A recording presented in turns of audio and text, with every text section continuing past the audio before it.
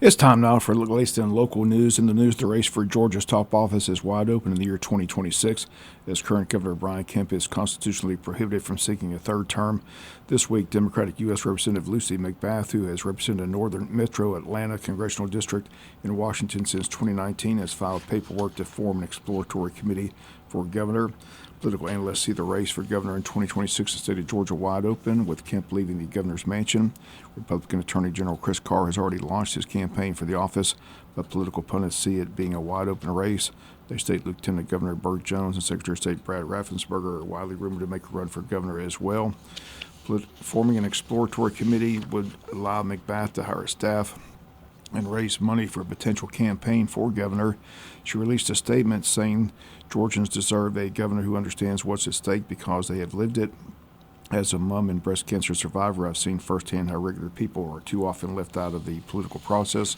I look forward to continuing this conversation with my neighbors and fellow Georgians. Again, that's a statement released by Congresswoman Lucy McBath, making a run for governor in the state of Georgia. If successful, she would become the nation's first black female governor. Fellow Democrat Stacey Abrams twice ran unsuccessfully in both 2018 and 22 against Governor Brian Kemp. Once again, the race is set for 2026, but as soon as this legislative session is over, they state the race for the governor's mansion will heat up as candidates will announce their intentions and seek the office, and campaigning and fundraising has already begun. Wayne County Board of Education is set to meet this coming Tuesday, and at that meeting, the board is expected to open those sealed bids that were due last week at the board office for those interested in bidding on the three major capital projects that the Superintendent Board of Education look forward to begin construction on. Those three major projects: the new Ag Center, which a decision has been made on where it will be built. It will be built on the same side of the road as the track and further down and closer to the Emmanuel Baptist Church on Joey Williamson Road. Also to be built a new weight room, and a third project, the new ROTC building. Also on Tuesday, Board of Education is expected to announce who they are hiring to be their construction manager. They've taken applications. Decision on that was made earlier this year, as they would like to hire someone to be their eyes and ears on the project, serve as a consultant, and look after their best interest. Once again, on Tuesday, the school superintendent, Tony Williams, and the board will get a look at the bids, get a good estimate on what the projects will actually cost. Also, again, at Tuesday's meeting, they're expected to announce who they have selected as their project construction manager. All that coming up Tuesday at the Board of Education building. Additional soldiers from Fort Stewart 3rd Infantry Division have been deployed to the southern border. That announcement from Fort Stewart on Thursday. Approximately 200 soldiers from the 2nd Battalion, 3rd Combat Aviation Brigade departed Wednesday, March 5th. General Support Aviation Battalion will assist in the movement of personnel, equipment, and supplies. They'll also provide aerial medical evacuation capabilities. Soldiers will carry out their mission directed by the President. The deployment is unknown. The addition of the Fort Stewart soldiers brings the total number of the border personnel to 9,000. We'll be back with more news after this word from our sponsor of the commercial messages, so please stay tuned.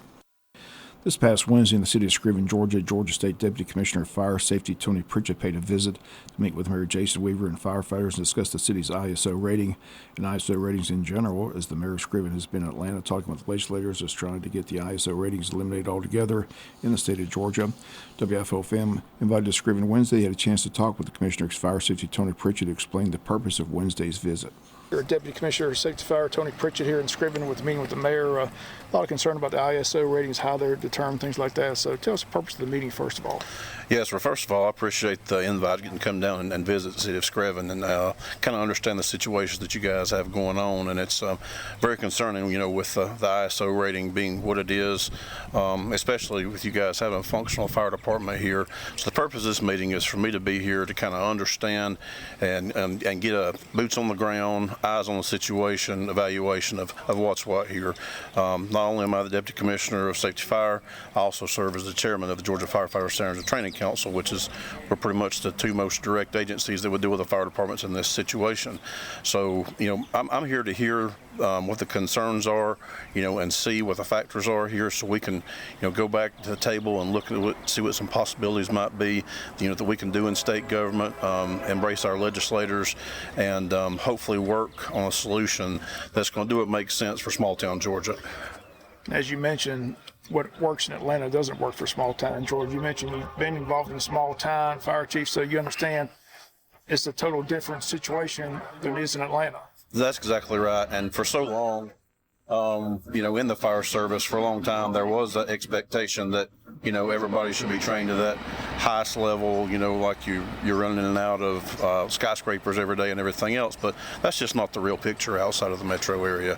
I come from small town North Georgia up in Gilmer County. I worked up there. I was actually the fire chief in that county for about 12 years before I came to work for the state. And, large city firefighters and country small town firefighters, it's really a completely different game from one place to the other. And us at the state, we've done everything that we can to embrace that and understand it and adjust the training that makes sense for where you live and the people that you're serving. We've had the Mayor Scriven, Jason Weaver, on our show. He'd like to do away with the ISO altogether, but that seems to be a hard thing. But the big problem, like I said, how do they determine an ISO rating? That's the confusion. I said here in Scriven, like I said, they've got a fire department, they still have a 10 rating. So can you help them? Can you help in that regard?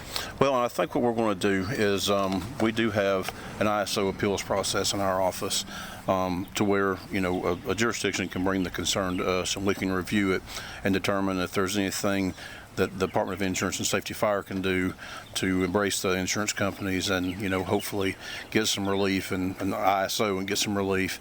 And that's, to me, that's the first step I'd like to do, in this situation.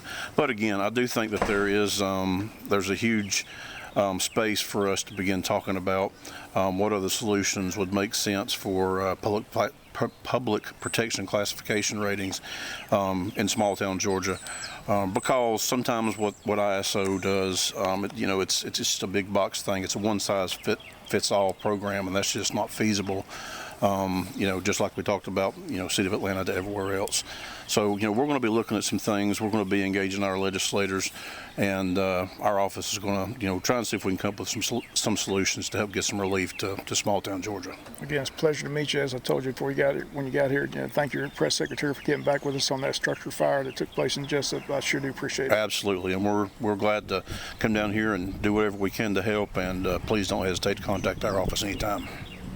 And once again, those comments, State Deputy Commissioner of Fire Safety for the state of Georgia, Tony Pritchett, in Scriven Wednesday to meet with Scriven Mayor Jason Weaver as the mayor looks to lower the ISO ratings in Scriven, Georgia.